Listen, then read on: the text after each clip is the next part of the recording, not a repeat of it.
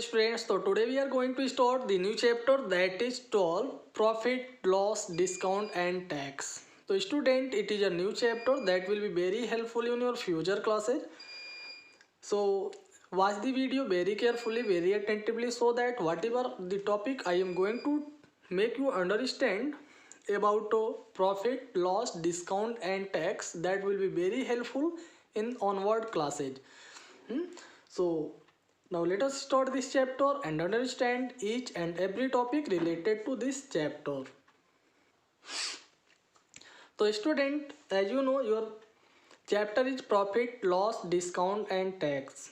तो हमारे चैप्टर का नए में हाफ दिया है profit, loss, discount and tax. तो हम इस चैप्टर में प्रॉफिट, लॉस, डिस्काउंट और टैक्स के बेस पे जो प्रॉब्लम्स होते हैं, मैथमेटिकल प्रॉब्लम्स होते हैं, वो सब डिस्कस करेंगे और कवर करेंगे, है ना. तो आप सभी को ये पता है प्रॉफिट मीन्स क्या होता है. प्रॉफिट मीन्स गेन यानी लाभ होता है, लॉस का मतलब हानि होता है, डिस्काउंट मीन्स छूट होता है और टैक्स मतलब कर. आप सभी लोग जानते हैं. तो स्टूडेंट, ये जो profit, loss, discount and tax है, mainly you can say that this is a topic related to business system. यानी ये जो हमारा टॉपिक है, चैप्टर है, ये बिजनेस सिस्टम से रिलेटेड है. तो you know there are many things related to this business system. यानी बिजनेस सिस्टम से रिलेटेड बहुत से टर्म्स होते हैं, बहुत से टर्म्स होते हैं जिसे हम लोग यहाँ पे वन बाय वन करके समझेंगे. तो यहाँ पे हमारा जो पहला टर्म है, मान लेते हैं सीपी है. सीपी को हम बोलते हैं कॉस्ट प्राइस. क्या कहते हैं? Cost price. तो स्टूडेंट, कॉस्ट प्राइस क्या होता है पहले हम लोग ये देख लेते हैं. हाँ, what is cost price. Cost price क्या है? हम कह सकते हैं द प्राइस और amount paid two by an article. यानी किसी भी वस्तु को खरीदने के लिए जो अमाउंट, जो प्राइस पे किया जाता है. हाँ, द प्राइस और amount paid two by an article. यानी किसी भी वस्तु को खरीदने के लिए जो हम अमाउंट, जो हम प्राइस पे करते हैं, दैट इज कॉल्ड सीपी. उसको हम सीपी बोलते हैं या कॉस्ट प्राइस कहते हैं. अब इसमें जो दूसरा टर्म्स है हमारा, वो है एसपी. एसपी को हम बोलते हैं सेलिंग प्राइस. क्या बोलते हैं? Selling price. तो हम सेलिंग प्राइस किसे कहते हैं? द प्राइस और amount at which an article is sold. अब हम यहाँ बोले थे द प्राइस, द अमाउंट, हाँ, और the amount at which any article is by, यानी बॉट बोल सकते हैं. यानी जिस रेट से हम किसी वस्तु को खरीदते हैं वो प्राइस कॉस्ट प्राइस कहलाता है. और जिस रेट से, जिस प्राइस पे, जिस अमाउंट पे, जिस मूल्य पे हम किसी वस्तु को बेचते हैं, द प्राइस और amount at which any article is sold. है, जिस प्राइस पे हम किसी वस्तु को बेचते हैं, that is called selling price. उसको हम क्या बोलते हैं? सेलिंग प्राइस कहते हैं. तो you no student, profit, cost price और सेलिंग प्राइस के दौरान, यानी जब हम कोई बिजनेस करते हैं तो सेलिंग और बाइंग, यानी हम किसी वस्तु को परचेज कर रहे हैं, सेल कर रहे हैं, तो इस दौरान हमारा क्या होता है? या तो प्रॉफिट होता है या फिर लॉस होता है. क्या होता है? या तो प्रॉफिट होता है या लॉस होता है. तो हमें ये ध्यान देना है कि हमारा प्रॉफिट कब होगा और लॉस कब होगा. तो स्टूडेंट, यदि हमारा SP is greater than CP, यानी जो बेचा गया रेट है या जो बेचने वाला प्राइस है, अगर वो खरीदे गए प्राइस से अधिक होगा, तो इस केस में हमारा क्या होगा? प्रॉफिट होगा. क्या होगा? प्रॉफिट. और ऐसे में प्रॉफिट का फॉर्मूला होता है, प्रॉफिट इक्वल टू होता है एसपी माइनस सीपी. क्या होता है? Profit equal to SP minus CP. और यदि एसपी बोल देते हैं, SP is less than CP, यानी एसपी सीपी से लेस हो गया, मतलब सीपी ग्रेटर है, एसपी लेस है. यानी जो खरीदा गया प्राइस है वो अधिक है और जो बेचने वाला प्राइस है वो कम है. जैसे हम किसी वस्तु को खरीद रहे हैं 500 रुपये में और बेच रहे हैं 100 रुपये में, तो इसका मतलब सेलिंग प्राइस कम हो गया और जो बाइंग प्राइस है, परचेजिंग प्राइस है, वो कम हो गया, ज़्यादा हो गया. तो ऐसे केस में हमारा क्या होता है? लॉस होता है. क्या होता है? लॉस होता है. तो हम कह सकते हैं यहाँ लॉस इक्वल टू होता है सीपी माइनस एसपी. क्या होता है? CP minus SP. ये दोनों फॉर्मूले आप लोग याद रखेंगे. हाँ, इसके बाद इसमें आता है प्रॉफिट परसेंट और लॉस परसेंट. तो प्रॉफिट परसेंट और लॉस परसेंट क्या होता है? तो स्टूडेंट, आप ध्यान में रखेंगे, चाहे वो प्रॉफिट परसेंट हो या लॉस परसेंट हो, both are calculated on the CP. यानी दोनों को हम सीपी पे ही कैलकुलेट करते हैं. तो हम प्रॉफिट परसेंट इक्वल टू लिख सकते हैं प्रॉफिट, यानी कितने का लाभ हुआ, अपान सीपी इंटू 100%. ऐसे अगर हम लॉस को कैलकुलेट करते हैं तो यहाँ हम लिखते हैं लॉस अपॉन CP इंटू 100%। तो हमने बताया चाहे वो प्रॉफिट होगा चाहे लॉस होगा, दोनों को हम CP पे ही कैलकुलेट करते हैं। तो प्रॉफिट परसेंट इक्वल टू होता है प्रॉफिट अपॉन CP इंटू 100 और लॉस परसेंट भी इक्वल टू होता है लॉस अपॉन CP इंटू 100%। तो आई होप आपको ये भी समझ में आया होगा।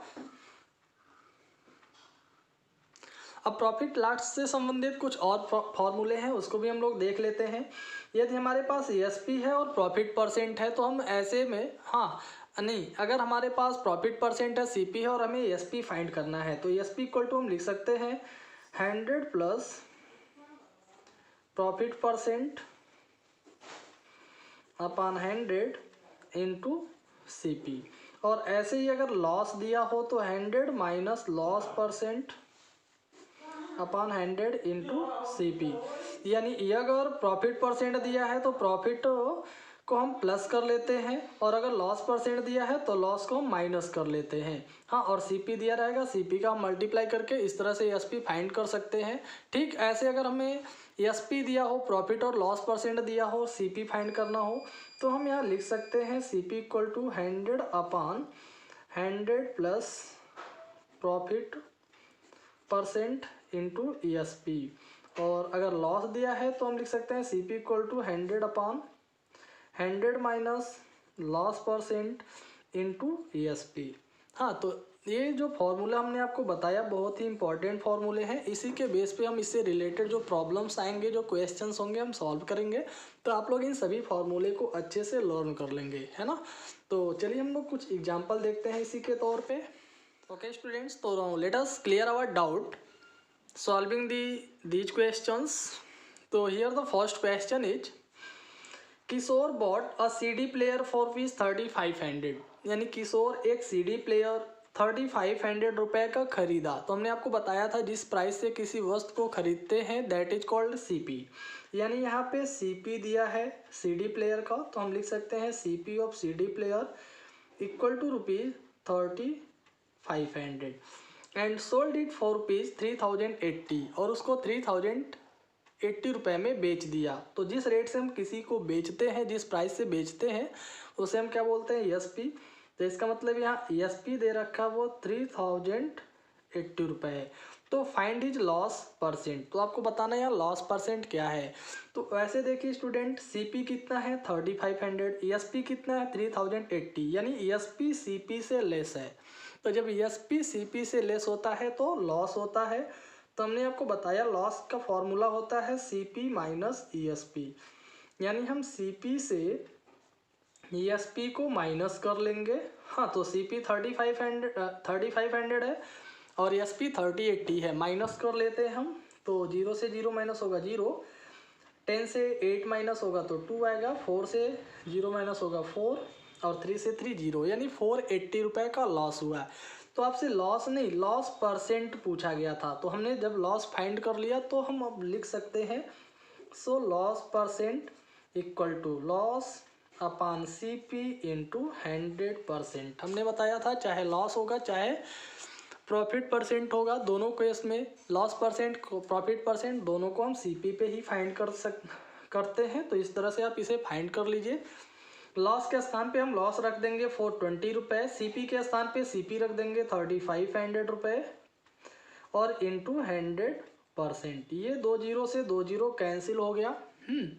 हम इसे 7 से डिवाइड कर सकते हैं। 7 5 जा 35, 7 6 जा 42, 5 1 जा 5, 5 1 जा 5 2 जा 10, कितना आ गया 12%। इट मीन्स इस प्रोसेस में हमारा 12% का लॉस हो रहा है। तो आई होप आपको ये एग्जांपल समझ में आया होगा। ऐसे एक एग्जांपल और हम लोग देखते हैं।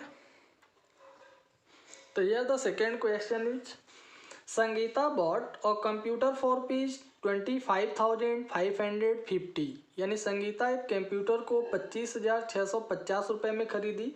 यानी ये CP दे रखा है, CP ऑफ कंप्यूटर का CP है 25,650 रुपये and due to some defect. फिर कह रहा है कि इसमें कुछ डिफेक्ट होने के कारण शी हैड टू पे ₹1350 फॉर रिपेयर, यानी इसमें कुछ डिफेक्ट होने के कारण इसको 1350 रुपये और इसके मरम्मत यानी इसको बनाने में खर्च करना पड़ा। तो स्टूडेंट हमेशा ये बात ध्यान में रखेंगे, कभी भी अगर कोई भी वस्तु खरीदने के बाद उस पर जो अलग से खर्च आता है, चाहे उसको रिपेयर कराने का खर्च हो, चाहे उसको ट्रांसपोर्ट मतलब उस पर किराए का खर्च हो, या उस पर टैक्स लग रहा है, डैमेज हो रहा है, तो इन सभी जो एक्स्ट्रा उस पर खर्च आता है उसको हम बोलते हैं ओवरहेड। क्या बोलते हैं? ओवरहेड। तो हमेशा ये जो ओवरहेड होता है उसको दिए गए वस्तु के सीपी में ऐड करके हम नेट सीपी निकालते हैं। क्या निकालते हैं? Net CP. तो हम यहाँ नेट सीपी इक्वल टू लिखेंगे 25,650 प्लस 1350। तो ये दोनों ऐड करने पे आएगा, जीरो में जीरो ऐड कर लेंगे, 0 5 5 10 हो गया, 6 3 9 1 10 हो गया, 7 2, यानी 27,000 रुपये टोटल इसका खर्च हो गया कंप्यूटर को खरीदने में, क्योंकि 25,650 का उसने खरीदा ही है और इतने रुपए रिपेयर का उस पर खर्च हो गया। तो टोटल कितना? 27,000 रुपये उसका स्पेंड हुआ कंप्यूटर को खरीदने में। Then she sold it for ₹28,700। फिर वो इस कंप्यूटर को 28,700 रुपये में बेच दी। इसका मतलब ये ESP दिया है। ESP ऑफ कंप्यूटर कितना हो गया? ये दिया 28,700। तो फाइंड हर गेन परसेंट। तो आपको इसका गेन परसेंट या लॉस परसेंट बताना है। तो स्टूडेंट ध्यान दीजिए, उसका टोटल कंप्यूटर खरीदने में खर्च कितना हुआ है? 27,000, और बेचा कितना किया गया है? 28,700। तो सेलिंग प्राइस ज़्यादा है, कॉस्ट प्राइस कम है, इसका मतलब यहाँ पे गेन हो रहा है। तो हम यहाँ बता सकते हैं because ESP is greater than CP, यानी ESP CP से अधिक है। तो हम लिख सकते हैं सो गेन परसेंट या प्रॉफिट परसेंट दोनों लिख सकते हैं, कोई बात नहीं है। तो पहले गेन निकालेंगे फिर गेन परसेंट निकालेंगे। तो हम गेन इक्वल टू लिखेंगे ESP माइनस CP। तो ESP कितना है? 28,700 और CP कितना है? 27,000। ये ध्यान में रखना, हमको CP ये रखना है जो ओवरहेड ऐड करने के बाद आता है, इसका जो एक्चुअल CP था वो नहीं रखना है। तो इस तरह से माइनस कर लेंगे, 0 0 और 7 से 0 माइनस होगा तो 7 ही आएगा, 8 से 7 निकलेगा तो 1, यानी 1700 का इसका गेन हो गया या प्रॉफिट हो गया। 1700 का प्रॉफिट हो गया। तो हम लिखेंगे सो गेन परसेंट।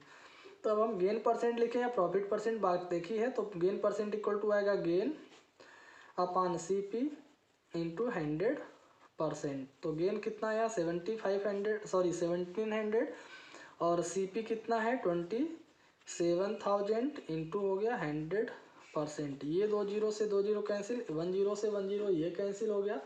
तो इसको अगर हम डिवाइड करेंगे तो डिवाइड करने के बाद पॉइंट में आएगा 6.29%। तो दैट इज़ द आंसर।